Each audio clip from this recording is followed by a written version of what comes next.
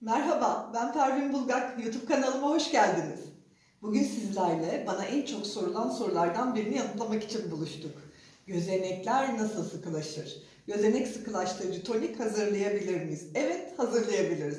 Üstelik de çok basit malzemelerle. Bir tanesi için aktara gitmenizi rica edeceğim ama. Neyimiz var? Zeytinyağı, elma, maden suyu ve okaliptüs yağımız mevcut. O da biraz gözeneklerde ferahlık olsun diye.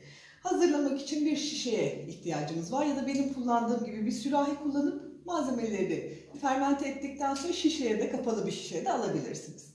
Önce güzel bir elmamız olsun. Ne olur kabuklarını güzel yıkayın. Hani doğal olsa ne güzel olurdu. Bu yeşil olur, sarı olur, kırmızı olur fark etmez bir elmaya ihtiyacımız var. Aslında güzel ve ince elma doğrarım. Ama şimdi kabuklarındaki enzimlere ihtiyacım olduğu için biraz kalın kalın doğrayacağım.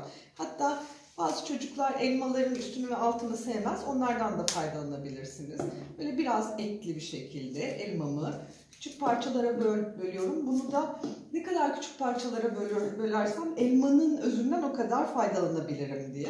Altını da şu şekilde alayım. Geri kalanını da elma cildi güzelleştirir diye yemeği planlıyorum. Yani avuç içi büyüklüğünde bir elma size yeterli. Elmamızı kavanozumuza ya da benim kullandığım gibi sürahiye koyduktan sonra bir şişe maden suyunu elmaların üstüne döküyorum. Evet. Bir çay kaşığı sızma zeytinyağı ilave ediyorum. Daha fazla değil. Çünkü yağlı ciltlerde bunu kullanılacak herhangi bir cilt ayrımımız yok. Ve 2 damla okaliptüs. 1, 2. Bitti. Tabii bitmedi. Şimdi ne yapacağız?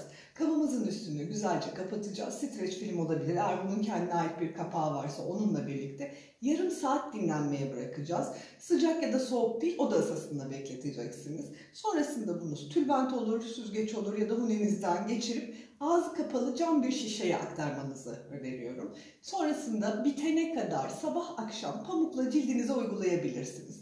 Bozulma gibi bir şey olmayacak. Ya da benim yaptığımı yapabilirsiniz.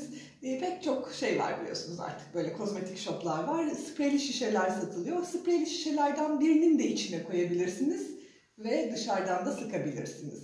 Eğer yaz aylarında dışarıda kullanmak istiyorsanız hani böyle plaja gittim ve cildim ferahlasın diyorsanız okaliptüs yağını içine koymayacaksınız. Gözenek sıkılaştırıcı toniğimizi güzel güzel kullanın, gözeneklerimiz sıkılaşsın. Bir sonraki tarifimi merak ediyorsanız ben Pervin Bulgak, YouTube kanalımı takip etmeyi unutmayın lütfen.